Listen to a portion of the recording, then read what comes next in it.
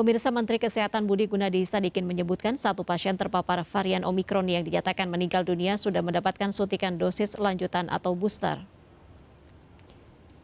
Adapun pasien berusia 78 tahun yang sudah mendapatkan booster itu dilaporkan meninggal dunia pada 20 Januari lalu dengan kondisi gejala sedang, namun memiliki penyakit penyerta alias komorbid jantung.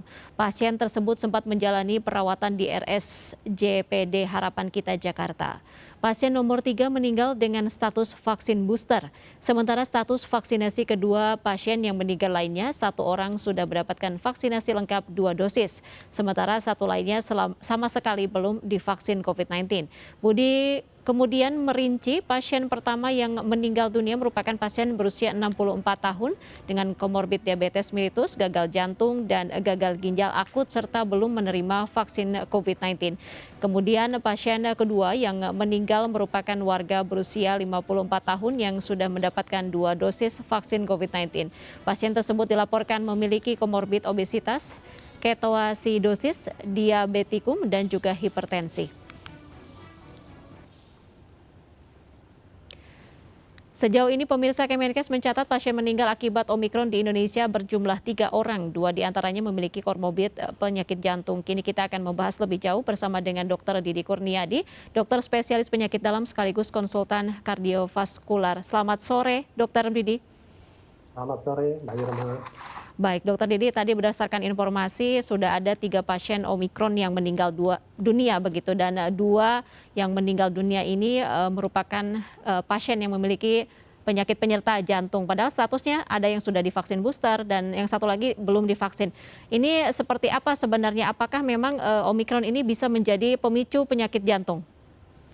Ya, terima kasih Mbak Irma pertanyaannya. Jadi kalau kita lihat memang laporan dari pasien yang meninggal tadi adalah pasien dengan komorbid. Tadi juga sudah disampaikan komorbidnya banyak, jantung, hipertensi, ada juga yang diabetes. Nah, kalau kita lihat sebetulnya dari berita-berita pada saat awal Omikron ini timbul di luar negeri, sampai kemudian beredar masuk ke Asia, ya, dan masuk di Indonesia, di negara kita, selama ini Omikron ini dianggap relatif lebih ringan dibandingkan dengan varian-varian sebelumnya yang sudah ada selama ini, misalnya Delta. Ya, jadi secara umum dia dikatakan memang harusnya lebih ringan gejalanya. Tetapi jangan lupa bahwa meskipun secara umum Omikron ini dianggap lebih ringan, tetap apakah kasus Omikron ini dapat berbahaya? Jadi kasus Omikron ini tetap bisa berbahaya pada kelompok-kelompok pasien yang memiliki komorbiditas. Nah, apa saja komorbiditas yang bisa menjadi pemberat atau yang bisa menjadi resiko orang yang terkena Omikron ini bisa bermanifestasi berat, bahkan sampai menyebabkan kematian. Salah satunya adalah pasien-pasien yang memiliki komorbid penyakit jantung. Jadi komorbid itu artinya adalah pasien-pasien ini sudah memiliki riwayat penyakit sebelumnya, ya, termasuk bisa macam-macam. Penyakit biasanya adalah penyakit kronis, seperti diabetes, hipertensi, dan termasuk diantaranya adalah penyakit jantung. Jadi kalau dilihat dari kejadian yang laporan dari 3 pasien yang meninggal tadi, memang itu terjadi pada kelompok-kelompok yang rentan atau kelompok-kelompok yang beresiko tinggi. Dalam hal ini adalah pasien-pasien yang memiliki komorbid penyakit jantung. Baik, Dokter Didi, yang menjadi perhatian adalah pasien Omikron yang meninggal, salah satunya ini sudah melakukan vaksinasi booster. Lalu menurut Anda bagaimana sebenarnya efektivitas dari booster ini sendiri? Tapi pada nyatanya tetap saja ini berpengaruh dan memicu penyakit yang memang sudah menyertai dirinya itu sendiri. Ya, jadi dari awal prinsip vaksinasi pada COVID-19 itu yang terutama adalah untuk menekan kematian, ya, dan mencegah kejadian COVID berat. Jadi memang vaksinasi COVID itu tidak menjamin orang untuk tidak tertular, tapi dia akan mengurangi resiko. Kalau kita lihat data di luar negeri, ya, angka kematian yang tinggi itu memang terjadi pada kelompok yang tidak divaksinasi atau kelompok yang divaksin tidak lengkap atau kelompok yang mengalami komorbiditas. Jadi pada kasus ini kalau kita lihat tadi dalam laporan ada yang meninggal juga yang karena belum divaksin, namun ada juga yang meninggal pada yang sudah divaksinasi lengkap tetapi memiliki multiple penyakit atau multiple disease. Salah satunya adalah penyakit jantung dengan disertai ya kondisi lain. Jadi mungkin pemberatnya adalah meskipun dia sudah divaksin, dia memiliki beberapa kondisi komorbid, penyakit penyerta, dan usia yang lanjut. Kalau tadi kita lihat laporannya adalah yang meninggal adalah rata-rata di atas usia 60 tahun. Jadi mereka itu memang adalah sebetulnya memang kelompok yang rentan atau yang rapuh untuk terjadi kejadian kasus berat sampai kematian. Baik, Dokter Didi, bagaimana dengan kasus mungkin Omikron lain yang ada di dunia yang berakibat berujung maksud kami pada kematian, dan ini berkaitan dengan penyakit jantung sebagai penyerta. Apakah sebenarnya sudah ada penelitian terbaru terkait hal ini? Ya, sebetulnya dari awal memang kita sudah dari awal kasus COVID ini beredar di seluruh dunia ya, penyakit jantung atau seorang dengan komorbid jantung itu sudah dianggap sebagai faktor risiko independen sebagai pemberat yang mungkin menjadi potensi atau yang memiliki risiko lebih tinggi untuk terjadi kasus COVID berat ataupun kematian. Jadi dari awal saya rasa warning yang disampaikan oleh berbagai instansi kesehatan sudah jelas bahwa orang-orang yang memiliki komorbid tinggi seperti penyakit jantung, diabetes, usia lanjut, dan lain sebagainya, itu memang harus mewaspadai dan merupakan kelompok yang memang sangat memerlukan untuk mendapatkan vaksinasi lengkap, termasuk booster. Jadi karena apa? Karena kelompok ini memang sangat rentan. Dan sekali lagi vaksinasi tadi bertujuan untuk mengurangi risiko kematian. Memang tidak 100%, tapi itu mengurangi angka kematian dengan adanya vaksinasi pada kelompok-kelompok berisiko, termasuk dengan pasien yang memiliki riwayat penyakit jantung.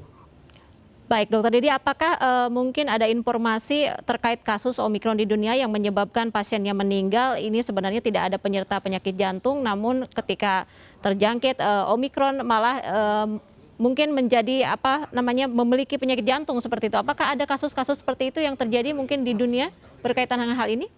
Ya, jadi pada prinsipnya semua kasus COVID kita tahu itu bisa memiliki resiko komplikasi terhadap jantung juga. Ya, baik dari varian yang sebelumnya, varian original, Delta maupun sampai yang Omicron tetap memiliki risiko komplikasi terjadinya penyakit kardiovaskular. Jadi ini maksud saya di luar pasien itu memiliki riwayat komorbid sebelumnya ya, kita harus bedakan. Tapi kejadian komplikasi kardiovaskular itu pada kasus COVID sebetulnya jarang atau kecil secara data di dunia persentasenya. Kebanyakan yang terjadi adalah seseorang yang memiliki penyakit jantung, ya, sudah memiliki riwayat penyakit jantung sebelumnya, dan penyakit jantungnya itu sudah kronis, maka itu akan menjadi pemberat atau menjadi komorbid manakala pasien itu terkena penyakit COVID-19. Baik apakah itu pada varian yang klasik sebelumnya, Delta, dan varian lain-lain, sampai dengan kejadian pada kasus Omicron. Kalau kita lihat data laporan di luar negeri pun menunjukkan sebagian besar yang meninggal itu pada kasus Omicron ini adalah kelompok yang berisiko tinggi. Jadi kecil sekali kejadiannya pada kelompok yang tidak berisiko tadi. Iya, baik. Berarti memang masih ada kemungkinan dan harus diwaspadai untuk kita juga walaupun kita tidak memiliki komorbid jantung seperti itu ya, Dokter ya? Betul sekali. Baik. Lalu mungkin Dokter, apa sebenarnya kewaspadaan yang perlu ditingkatkan untuk warga dengan penyakit jantung dalam antisipasinya terpapar Omicron? Ya. Jadi kalau pada pasien-pasien yang memiliki riwayat penyakit jantung, itu sebaiknya memang mereka harus menyadari mereka itu pertama adalah masuk kelompok rentan. Ya, kelompok rentan. Jadi pencegahan yang paling pertama adalah dia harus diusahakan menerima vaksinasi, baik vaksinasi penuh maupun booster, itu yang pertama. Kedua yang paling penting lagi adalah mencegah supaya tidak terkena. Ya, tentu adalah dengan membatasi mobilisasi dan masuk juga membatasi kontak. Karena orang-orang yang memiliki komorbid jantung secara dasar atau secara basically dia memiliki resiko yang jauh lebih tinggi dibandingkan orang yang tidak memiliki penyakit penyerta. Kemudian yang ketiga adalah untuk mengurangi resiko kematian pada pasien-pasien tersebut adalah harus mengontrol penyakit jantungnya sebaik mungkin. Jadi seringkali di masa pandemi ini orang abai karena merasa fokusnya COVID saja, abai untuk memperhatikan penyakit lainnya meskipun dia sudah memiliki penyakit lain. Sebetulnya adalah dengan kondisi, meskipun dalam pandemi seperti ini, dia tidak boleh lupa untuk mengontrol penyakit kronisnya atau penyakit penyertanya. Kalau dalam hal penyakit jantung, tentu dia harus melakukan kontrol untuk penyakit jantungnya secara optimal. Jadi dia vaksinasi yang komplit, dia mengurangi risiko paparan, dan dia melakukan kontrol penyakit jantungnya secara optimal agar penyakit jantungnya terkontrol dengan baik. Sehingga apabila dia sampai terkena penyakit COVID-19, maka dengan kondisi penyakit jantung yang terkontrol dengan baik, itu akan menekan risiko kematian atau kesakitan yang lebih berat. Mungkin itu prinsipnya. Baik, artinya kita sendiri harus aware terhadap penyakit yang sedang kita idap begitu dan menjaganya sebaik mungkin karena di masa pandemi tentu saja komorbid itu beresiko begitu. Terima kasih Dr. Didi Kurniadi, spesialis penyakit dalam dan konsultan kardiovaskular. Salam sehat selalu Dr. Didi, selamat sore. Terima kasih, salam sehat Mbak Irma. Baik, pemirsa kami masih akan kembali, tetaplah bersama kami.